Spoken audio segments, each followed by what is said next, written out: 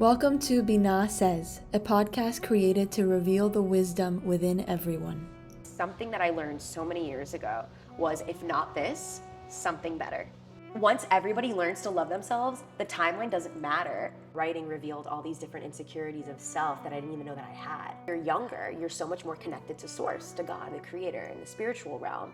I want this to create in the world. Why does this not exist? Once we open our mind to that side of spirituality and science deeper than what we learn, everything reveals itself. Words hold power and they hold value and they manifest. Live life as if the odds are always in your favor. My Reiki master, who's amazing, when she Reiki'd me the first time, she's like, you can do this and more, and these are all the things you're gonna be able to do. And I was like, no way. Brittany Berger. Aside from having one of the best names on the planet, you are, and I had to write all this down because there's so many things that you do. Author, Reiki master, sound healer, motivational speaker, mindset and fitness coach, artist, business owner, and creator. All of the things extraordinaire. Amazing. We're sitting here at the Mindful Music Lab, which you created, and I want to hear all about how that came to be. But I was realizing all of these things, you know, they're things that we can identify with. These are all the ways in which you share your light in the world, which is so powerful. And we're gonna get into all of it. I wanna hear about all of these facets of you. And the purpose of the podcast is to reveal the wisdom that is within each and every one of us. So we will be going through your life experience, how you've gotten to where you are today, just to reveal your understanding and wisdom of life. How does that sound? Wow, amazing, I'm pumped. We're here in the Mindful Music Lab, which I would say you are revolutionizing the music industry by bringing health and wellness into the creative and artist space. And I can attest to this myself because I've been in one of these recording studios, and it truthfully feels like a sacred spiritual home. I had never recorded before, and truthfully what you've created is so unique, so special, so meant to be. Thank you. Let's get started with your book, which I have right here, 25 and Self-ish. Oh, love her. Life wasn't always like this for you. All of these, aspects of you that you've been exploring, that you've created. So take me back to where you were at your quarter life crisis, as you call it. What's so interesting is that this took place 10 years ago, which is wild. Oh my gosh. And what's really cool about the quarter life, let's not even call it crisis, let's call it a solution. Because our Jupiter return is when Jupiter, the planet of luck, abundance, and expansion, is at the exact degree to when you were born every 12 years. And every 12 years is a 3-year cycle. So when I was 24 to 26 years old, I was going through this Jupiter return, the planet of abundance, expansion, luck, all these different things, to realize that if I was unhappy in my life at that time, through every aspect, which felt really foreign to my energy in nature of who I am, like, I need to make a change, I'm not following my joy, so how can luck come?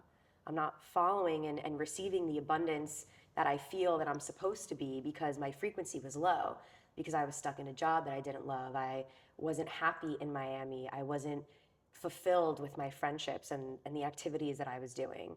And I felt like there was a greater purpose within me, and I just didn't know what that was, and I wanted to find it.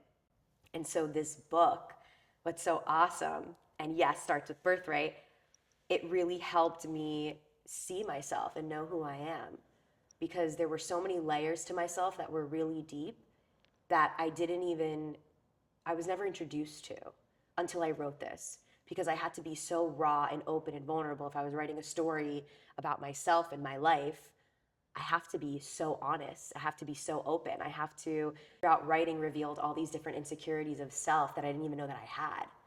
And it kind of brought to the surface a spiritual awakening for me. So when everybody thinks there's a quarter life crisis or a midlife crisis, in reality, it's our Jupiter return. It's always our Jupiter return, always. So it's every 12 years. Every 12 years.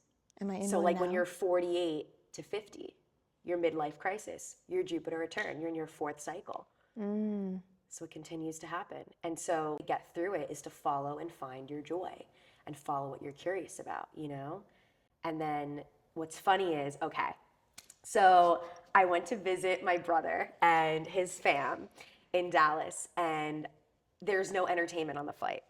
So I'm like, I don't have anything to do, you know? Like, yes, I could have been on the internet, but I'm like, no, like, I should have brought a book. So I look on my phone and I saw that I have my book, and I haven't read her in years. An audio book of it, or? No, the actual book, just on my phone, like swiping each page digitally. And I'm reading it and I'm like hysterically laughing on this flight. My parents think I'm crazy because I'm like, oh my God, like, remember this, you know?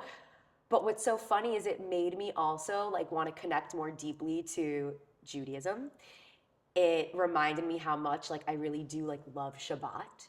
And I miss Israel, of course, you know? And I was like, wow, I really want to go back. I really want to go back. And I'm like, universe, if you want to send me back to Israel, like, I'm open to it. Weeks later, because we just hit November, so like a couple days ago, the end of October, I get a message from this woman who works for Birthright, and they're having this new incubator for entrepreneurs.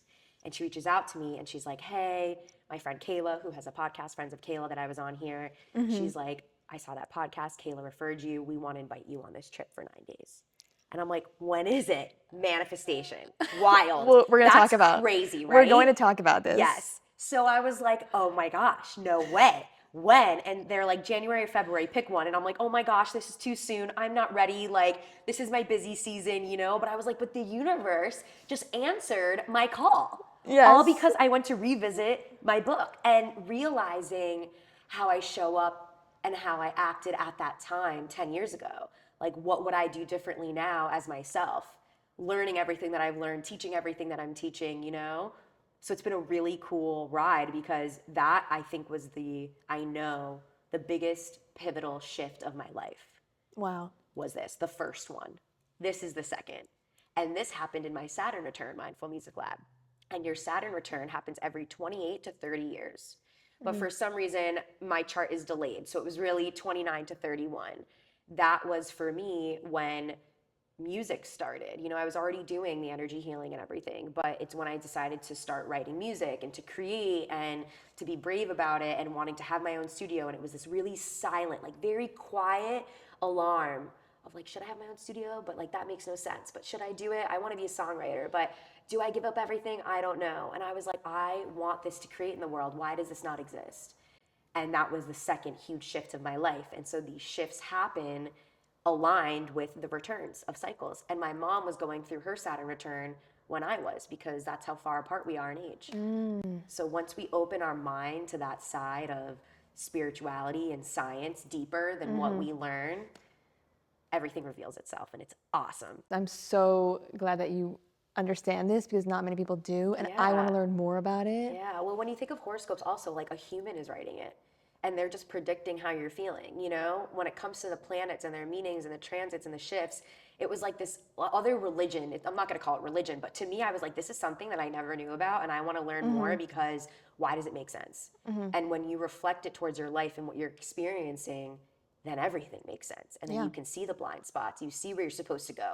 You can feel the fear in the body and still know that you have to do it anyway, because that's the way through. Totally. I was in New York for Rosh Hashanah, and they give an astrology forecast for the year by like this super Kabbalist woman who like lives in Moscow and London, and she's amazing. And I don't remember very much about what she said, but she said, my sign, this is the year of creativity and love. And I said, I'll take it. I'll take it. I receive. I'll take it. I received this forecast. Wow. Okay, but back to your book. Yes. So it, like, I agree with you, like you were so vulnerable here, and it very much reads like a diary. Yeah. So it's like you're in the inner workings of your mind at this time. Yeah. And you cover like such deep concepts that I feel like all of us are meant to go through in life, like fear, risk-taking, self-love. Can you tell me how you came to write the book? Because I think you said there was a medium that like foresaw this project. So how did this even come about? Yeah, so that whole year for me was just wild. Like all the things that felt not safe, because I would always play life the safest, that I would never normally not do, I did. The opposite of not what I felt my gut was telling me, because my gut was shouting, to make a decision, but I was only choosing what was comfortable, safe, and what I felt like would make my parents happy, because I was such a people pleaser. And I would always please everyone else before myself, thinking that that was how you fill your own cup, and it's not. And with the book, it was just such a crazy year that every time that I would tell people the story, which would take a century to tell in person, they would be really inspired by it, and it would make them make a change in their life in some way. And one of my friends was like, this feels like a movie or like a book. And I was like, oh my God, should I write a book? Like, as a joke, which is my whole life. Where I'm like, should I open a studio? And then I just do it. So it's really funny when we joke about certain things and they actually happen. So we choose our words. But the ideas come up when they're supposed to. And it's funny because I never really read books. I was not a reader at all. Like Spark Notes, Cliff Notes, Mom, read this book for me, tell me what it's about, I will write it. If ChatGPT existed, that would have been marvelous. So the fact that I wrote a book is something that was also very different. Like, I didn't have a mentor. Just like in this studio space, I did not have a mentor. I asked people some questions, but no one was really giving me any insight. Like, I had to figure out everything myself. Same with this book. And yeah, I just decided when I quit my job and I moved to London, and I was having a great leisure time there, but then accidentally started working because that's how life happens.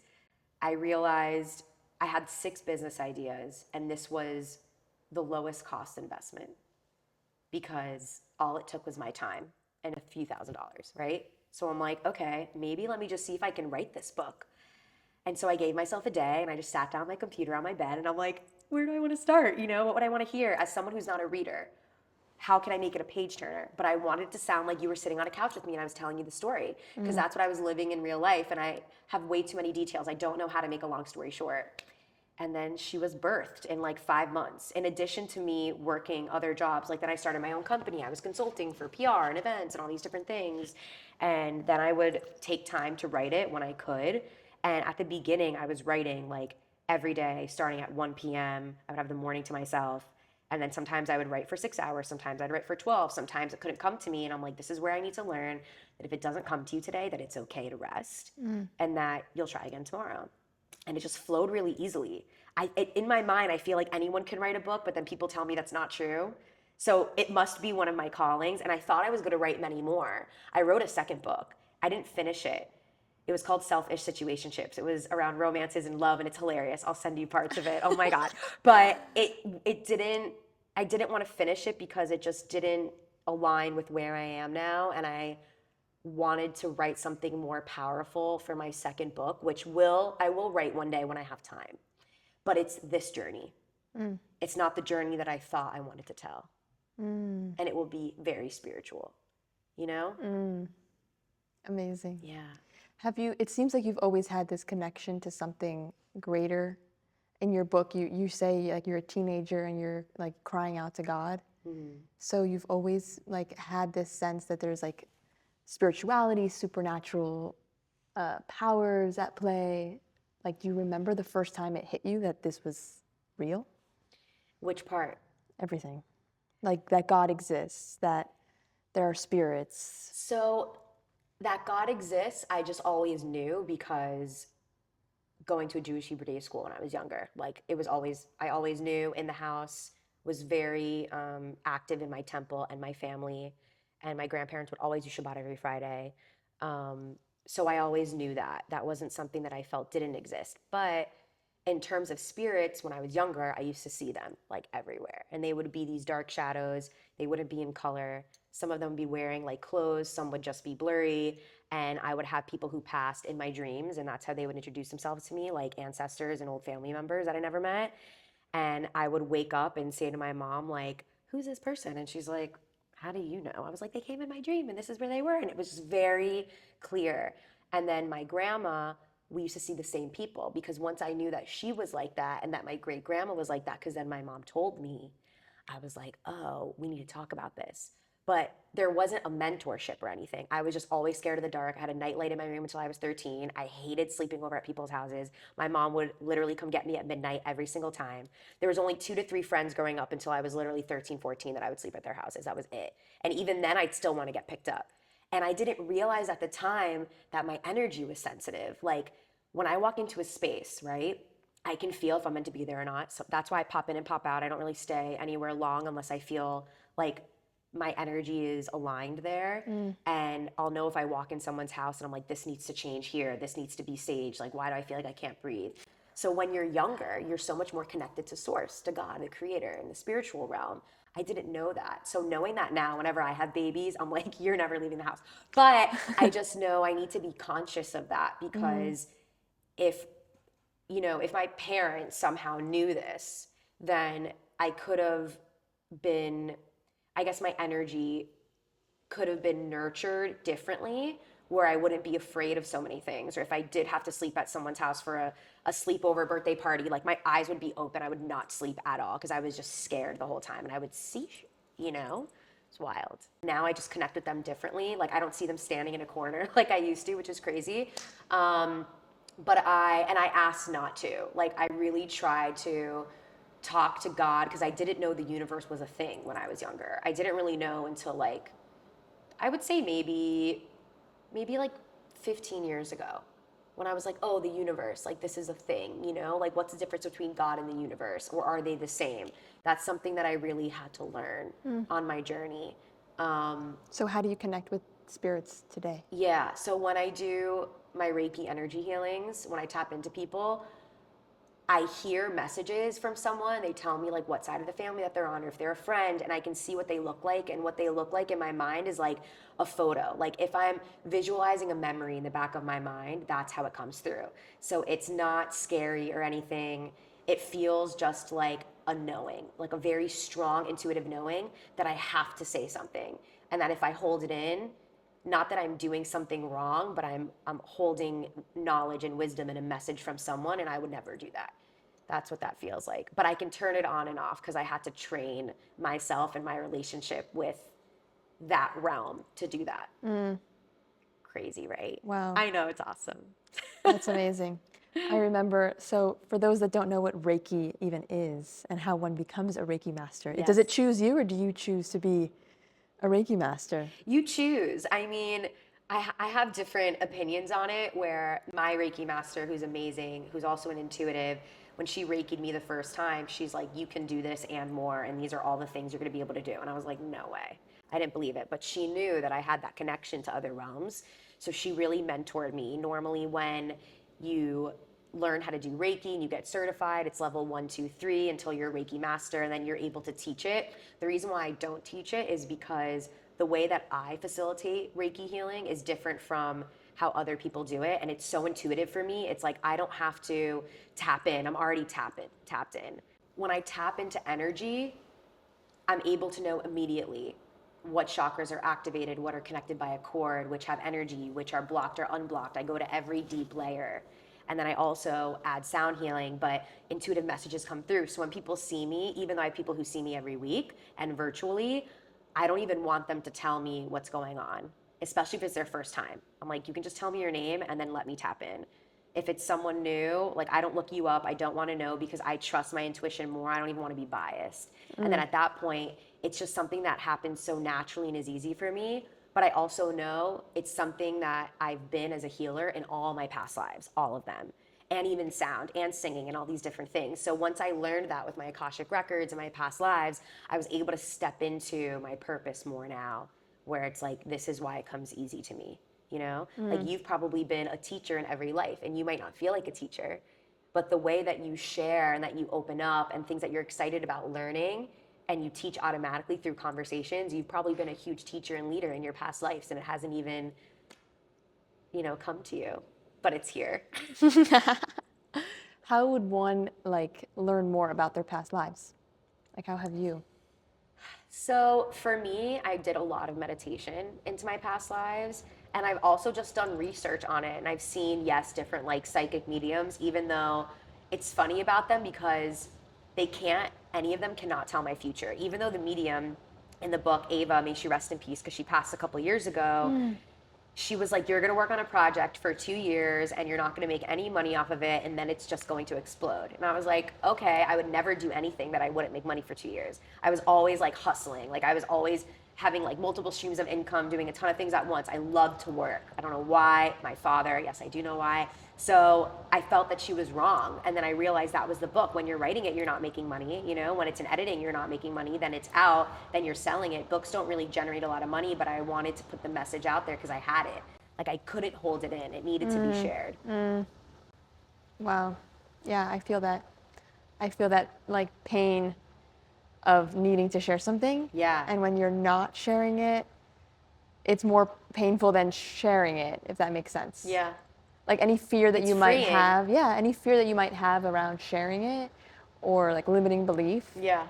it's not as painful as what you feel when you're not sharing it. It's also judgment, right? Like I knew that when I was coming out with my book, I didn't even tell people what I was working on for so many months because I was afraid what they were going to say.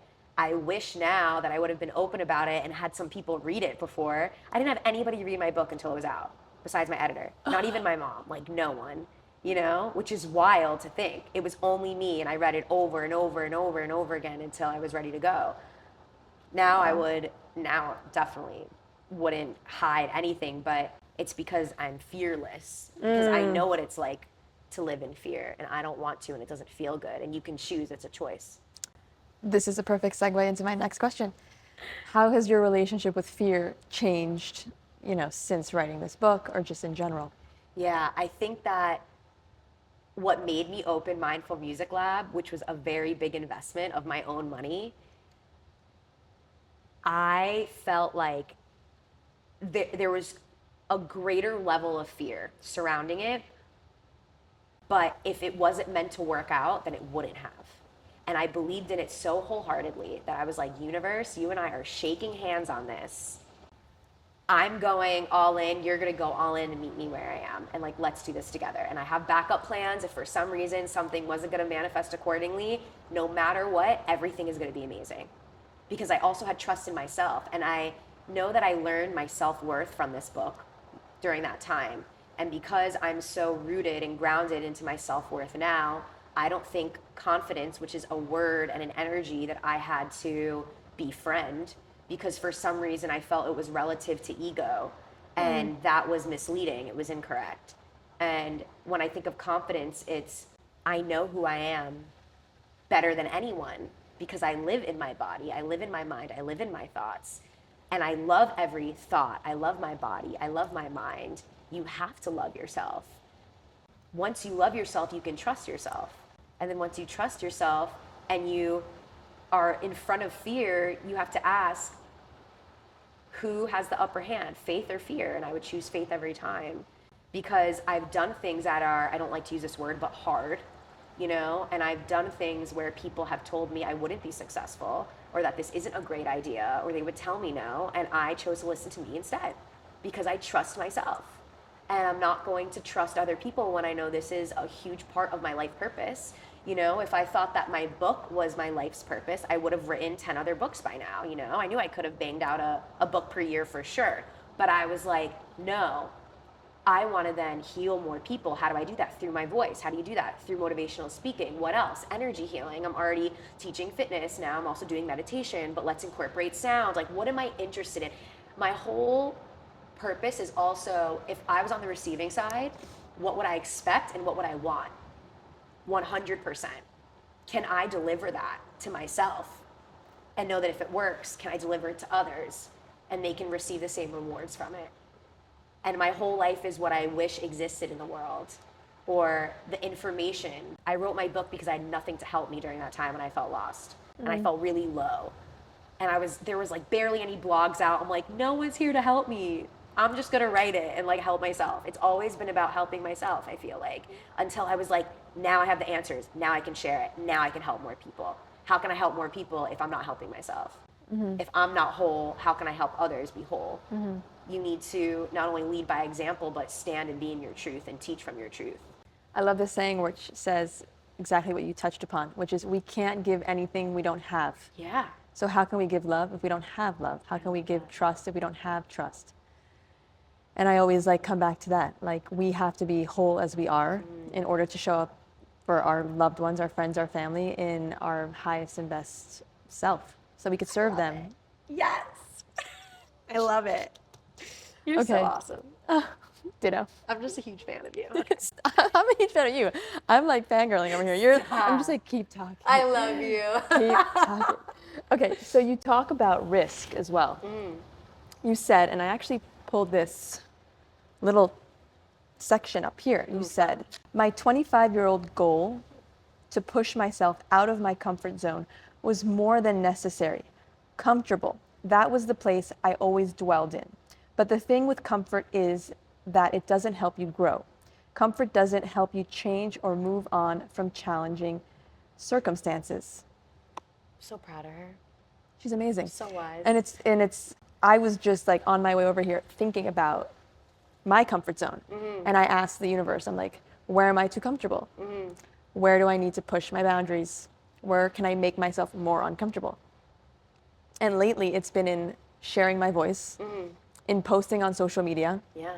Because it's uncomfortable. Like you're revealing a side of yourself often that like would be very intimate, vulnerable. Yeah. So I was recording like some sort of video, let's see what comes of it, in my car, talking about that exact topic of like, I post not really concerned about what people will think, but more so just for the sake of challenging my own comfort zones. Yeah. So how do you do that now? It's so interesting. I feel like, I love that you asked this because I feel like now there's two different worlds of safety. When I played it safe then, it was a choice of action, of doing something where the outcome, no matter what, would be okay.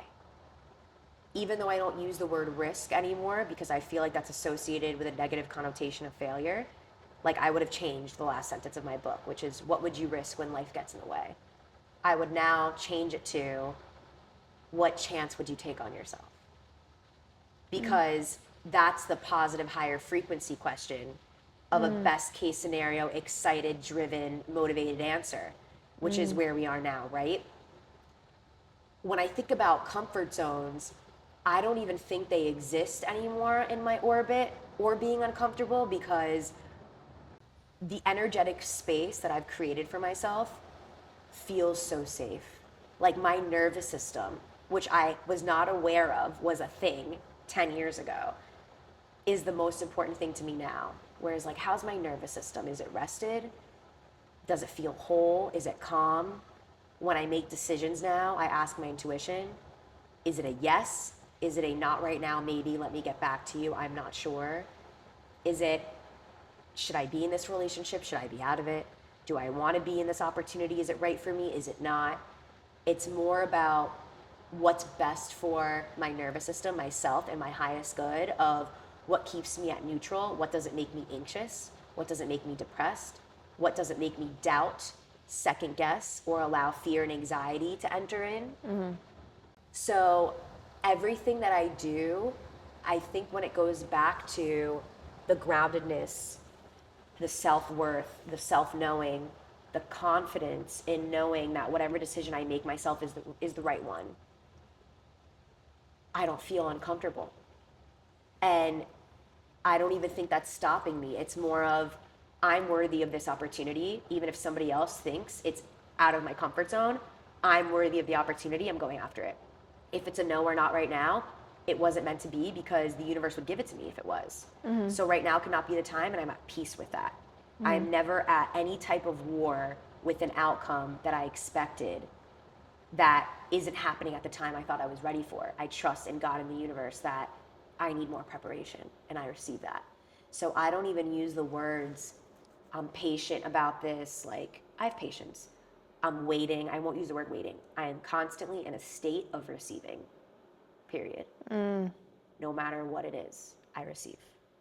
And I make sure that I am directed and motivated enough and in the same state of surrendering where it's not fully control, but it's observationally aware that I'm in it. And I trust whatever's next completely. And so spending time alone for me is really important because that's when I recharge, I reset, I think. And I know that if I'm not able to make a decision this quickly, I need to rest and like be in isolation for a day or two. Yeah. And I didn't know that then. but I know that now. I find myself like desiring to be more alone now in my life than ever. Yeah. I used to always be wanting to be doing something and being around people. Like I could not be home alone. Yeah. And it's so beautiful to have this time where you're just with yourself and the universe and you can ask questions. And it's crazy how clear sometimes the universe will be. Totally. Like a thought, a feeling, and it's kind of like, if it's a radio, right? Some people have the volume set really low and others have it set much higher. And so like they're just more connected to the frequency. And so I love how like my whole journey through spirituality and studying Kabbalah has over time increased that volume. And I remember like now I'll just say when there's a big decision, I see it as a game of like my intuition. It is. So whatever my intuition is saying, I'm going to go with it. And if it was wrong, then that was just feedback for me as to whether or not my intuition, you know, was sensing what was meant for me. For sure. And it is a game. It is a game. Yeah. Life's a huge game. And we're in it to win. Yeah. I say that to all my clients. I'm like, we're in this game, we're in it to win. They're like, I was like, don't fear it. Like, play the game, you know? Like, what do you have to lose? Nothing. Yeah. You're only gaining because we're meant to move. Our life is so short here, like on this earth school, you know? I like to tell people that so many of us, our spirits, our souls are in line to get in. And our souls decided to be on this earth at the same time, on this couch, having a beautiful conversation in many lifetimes, you know?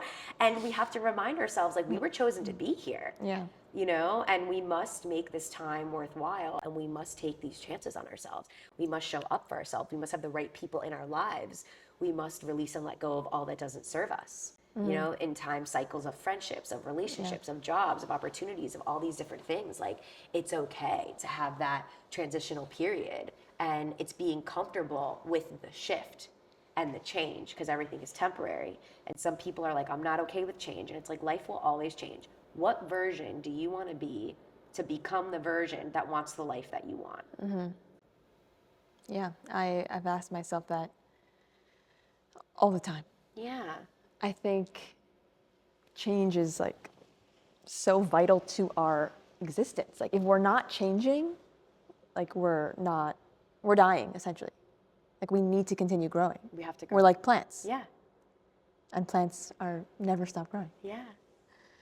I can't wait to see future versions of me, future versions of you. I'll be there. I'll be right there. I really will. Yeah, we were born to change. I think that's something I Yeah. read once. To move. Yeah. You know, I think even if some people are sensitive even to the word change, we're constantly in motion. You know, so it's just reminding ourselves, like, gotta just keep moving, you know, and keep growing. And when we're ready, we have to see the opportunity when it comes. Totally. I love what you said about like when you're waiting, you're actually being prepared by the universe. So like a yes is a blessing from God. A no is a protection from God. That's how I see it now. And then if you're ever waiting on a response or it doesn't feel, you know, right to make a decision, yes or no, you're actually just being prepared to then be in that state of hell yes or hell no. And there's different levels to this too. There's things that I wanted 2 years ago, 2 specific opportunities, and every time actually I got yes, but the resources that needed to be in place behind it and the time that it would take where I would be happy with the execution wasn't there the first time. The second time, instead of me asking like I did the first time, the second time I was approached, and still it was like a repeated pattern of opportunity. Just like people in relationships, they're like, I'm dating the same person in a different body. It's a test, mirror, expander, et cetera, move on, right? So with these opportunities, I was like, okay, I could do this, but it's still not exactly how I would want it, where my value is fully seen in what I'm bringing to the table for these 2 opportunities.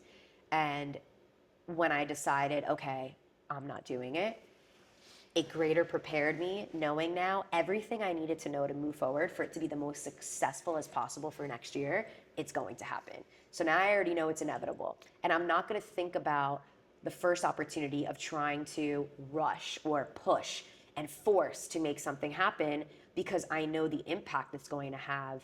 It's not only about the impact for the other people. When you're leading and steering the ship, you need to make sure that you are at the frequency of what you're delivering to someone else, not forcing the current, and knowing that you can still make it great. Like, let it be on an even scale. And that's what I've learned more and more with business, is that certain things that are manifesting in life, it doesn't mean that something is not for you in the full picture. It's not right now. And it's divine timing. Especially as women, we believe that there's this timeline of like, I don't believe in it. Neither do I, but we believe that there's a time for our career, a time to get married, a time to have children, and it limits us. And it then creates this anxiety about making decisions that maybe aren't the right ones for us, but they look great on this piece of paper because they meet all of these timeline benchmarks. For sure.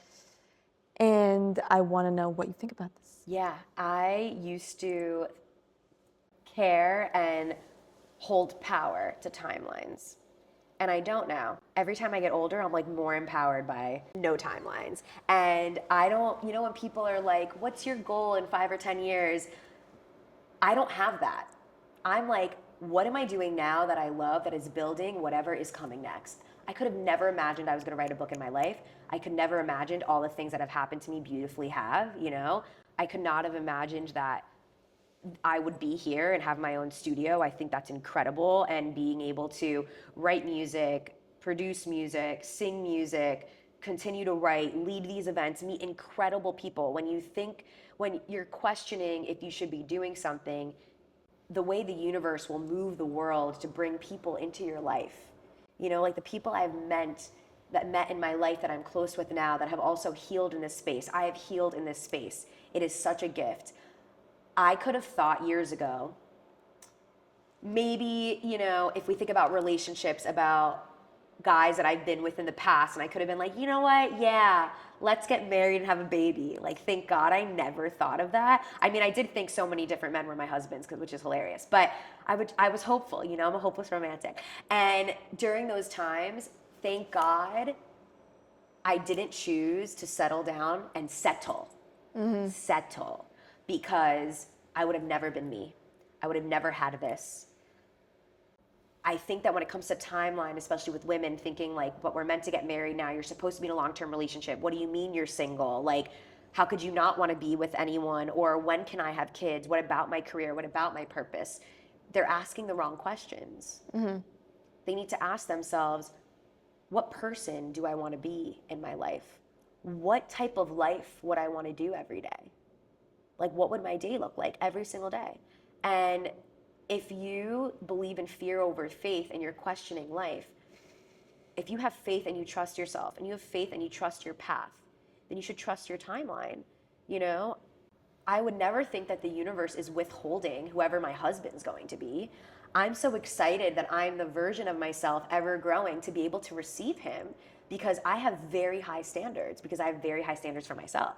And I want someone who equally matches my energy and more, if that's even possible, because I know who I am, And so if we think about timelines and partners and all these things, and I'm 34, but I turn 25 every year, I just love myself so much, so much. Like, I want to give out cups of love to other people, because once everybody learns to love themselves, the timeline doesn't matter, because you can be so happy living your life every single day, and you're not questioning what is coming next to you.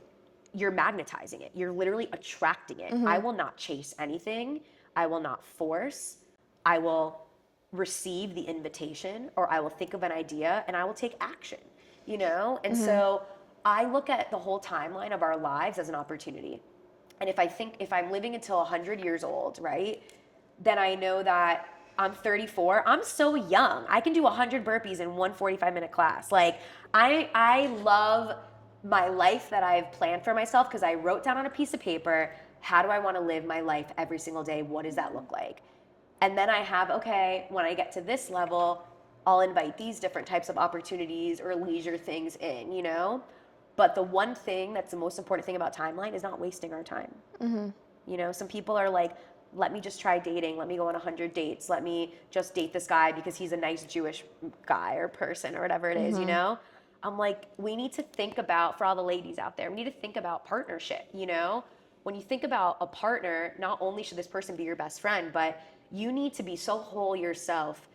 We're not realizing past the fairy tale that two people and the versions of themselves need to grow. So you're not only revealing your shadow self, the trauma you've been through, the different family dynamics that are and friend dynamics that are part of your life, your past. You're now sharing that with someone else's trauma, someone else's shadow, family, past self, present, the future versions of them that they will be. And you can't think of potential. You have to be here now in what their life is today and their morals and their belief systems, you know, and their inner confidence and support and love and all these different things.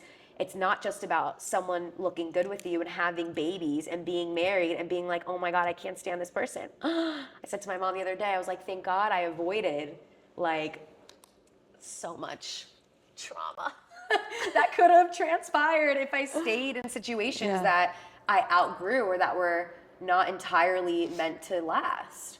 You know, and I think in your 20s, you're meant to explore and to have fun. And if you fall in love with someone and you're like, oh my God, like just experience a relationship. You can get married later. It's like contract. Marriage is like business. You know, you're two partners coming together, living life, pouring energy into each other.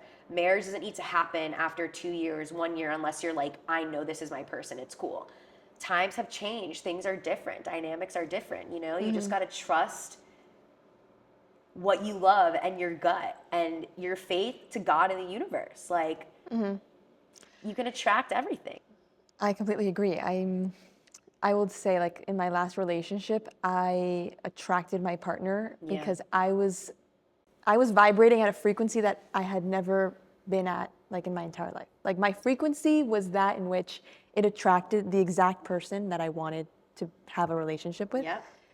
And I was, you know, living on my own for the first time. I was in New York City. I was starting a business. I was simultaneously working a corporate job. Yeah. That was the first time where I actually felt love for myself. Amazing. So it's like, I completely agree. We have to put ourselves in that state of vibration, of frequency, that then attracts everything. Yeah. And someone recently asked me, they were looking to get more involved in Miami. They had just moved here.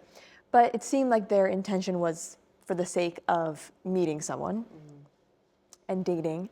And they had asked me, how do you see the dating scene in Miami? And it stumped me. I don't think about the dating scene in Miami because I know that everyone that God wants me to meet It happens. will be brought into my life. Totally. And I'm just gonna continue doing all the things that I love doing and all the light that I know I'm meant to reveal in the world. And then my soulmate will appear. That's the answer. I love you. That's the answer. That's the answer. Yeah. And simultaneously, I mean, as you said about planning, I used to see it, now I see it your way, but I used to not. I used to create 5, 10, 20-year plans, but our mind is so limited in what we could possibly plan for ourselves. For sure.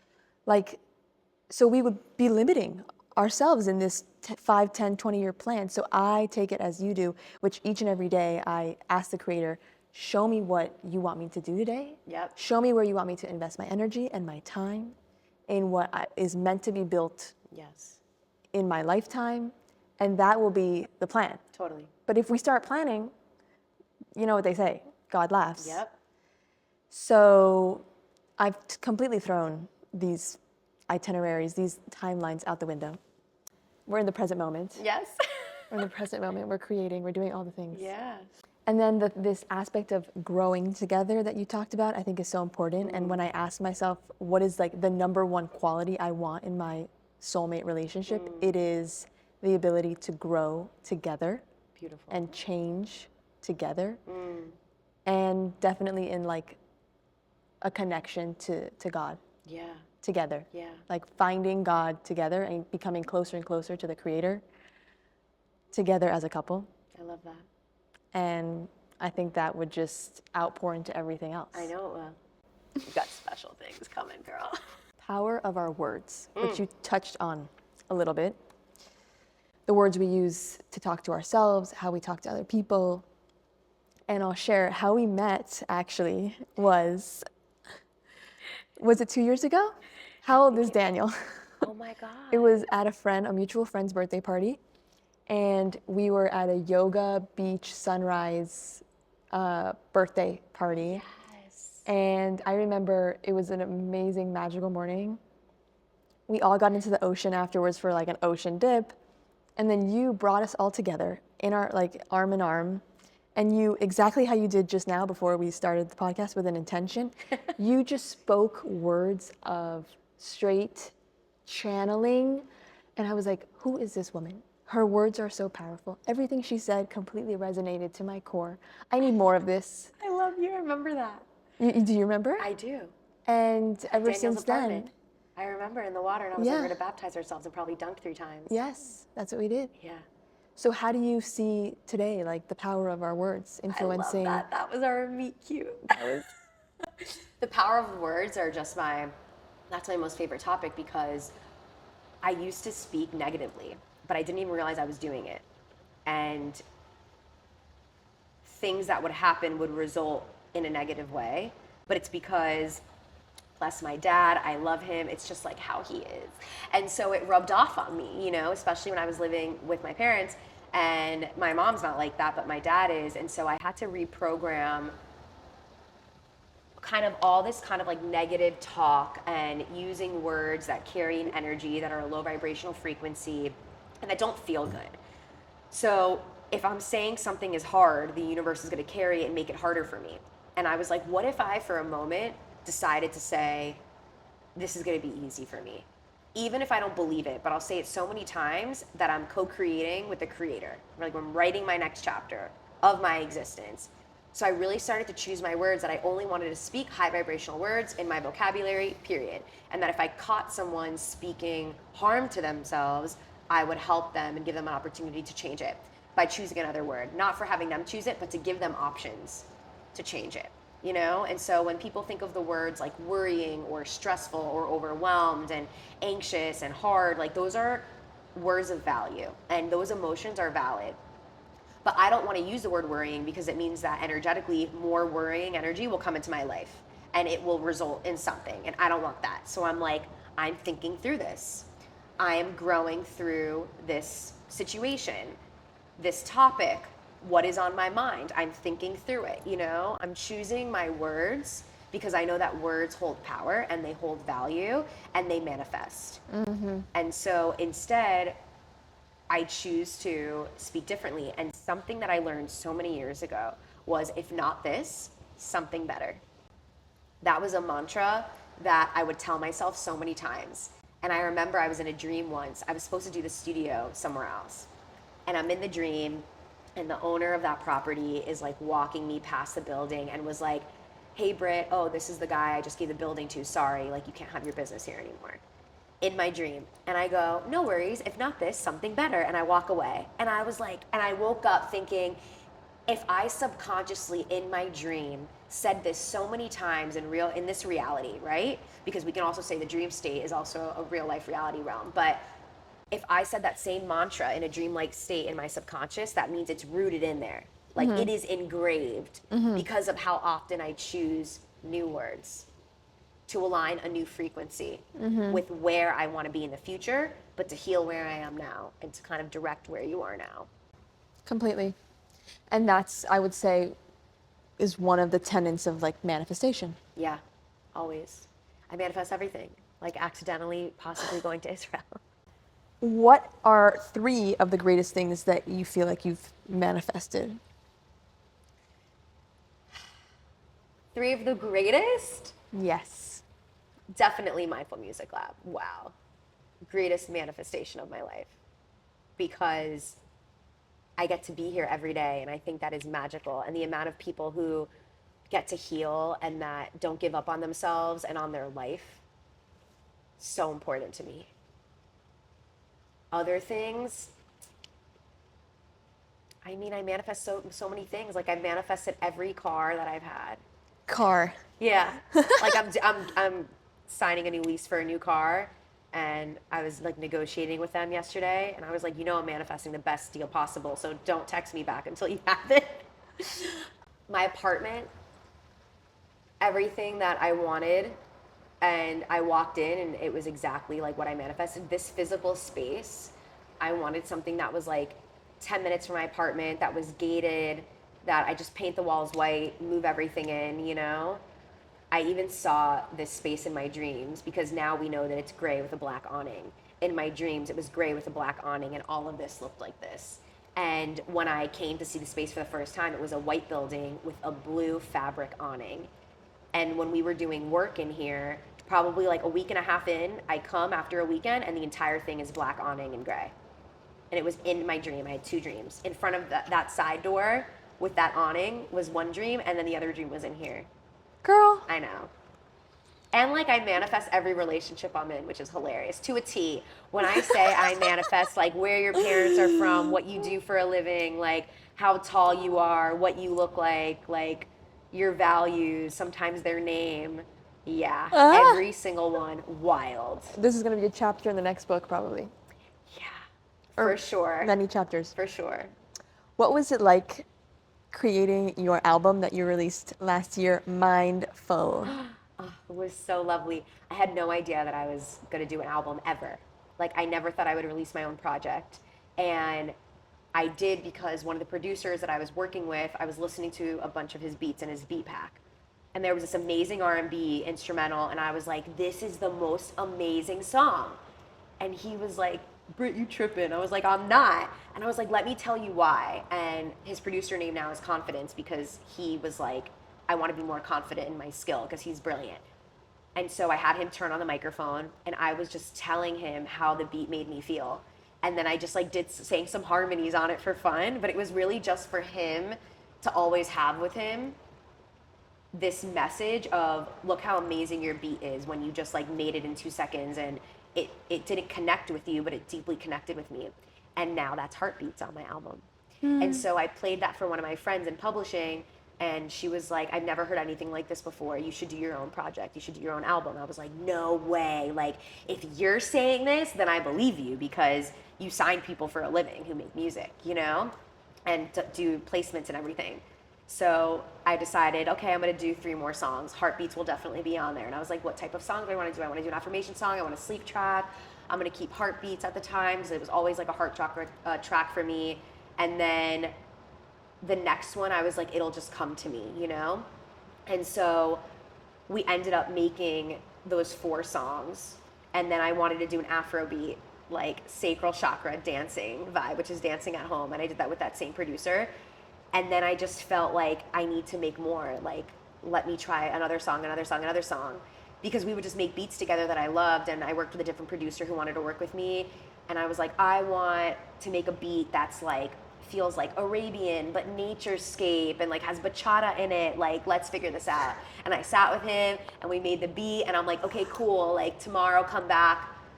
I'll just record it. And so I didn't write down any lyrics. I just sat there and I channeled every single song. So lyrics were not written down. And what's funny is, and everything was like in one take.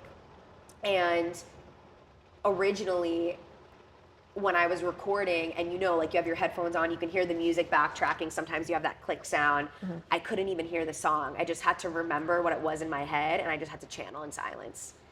And so the beat wasn't even playing when I was channeling everything.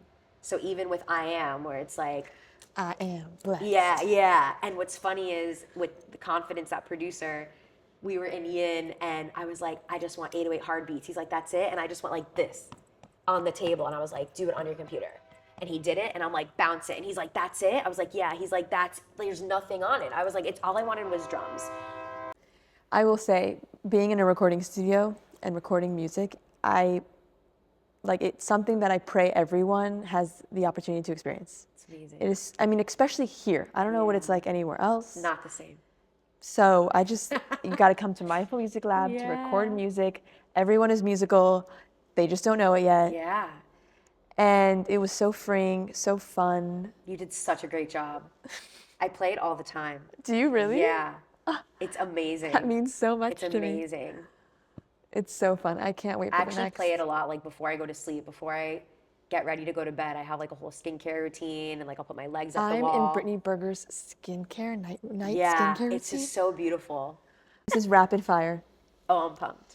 What is the best advice you've received? Trust your intuition, but I received that from myself. I was gonna say, what's the best advice you've given? Be yourself. Truly, that's who we're born to be, to your core. That's my favorite quote. It's be yourself, everyone else is already taken. Yeah, I love that. Oh, it's so great. Tell me your favorite mantra or affirmation. Probably, if not this, something better. But no, live life as if the odds are always in your favor, because that's helped me get through so much in life, is being like, the universe wouldn't do this to me. The universe would do this. And receiving that. I love that. Yeah. What do you believe is your greatest gift? I think my intuition. And lastly, what is next for you to create? I might not be able to reveal it, I'll tell you Okay, though. conceal it, that's fine. Because it's something really big that's going to happen next year. And it is. And it's something that hasn't been done before, like my whole life. And it's going to help a lot of people. And it's going to be really awesome. But I want to save it. Okay, save it. Yeah. Save it, and then we will do another episode next year after it's released. Can't wait. Talking about it. Can't wait. Girl, that's all I have for you. I love Aside from it. the fact that I love you and I appreciate you and I'm so inspired by you and you've changed my life in more ways than you can imagine, and I'm so blessed to have you in my life. I'm so blessed to have you. You're so amazing. I'm so proud of you. Thank you, Brittany. This is going to grow so big because you deserve it. Okay, sign my book. Can't wait. Oh my God. I love you. Thanks for tuning in to Binah Says.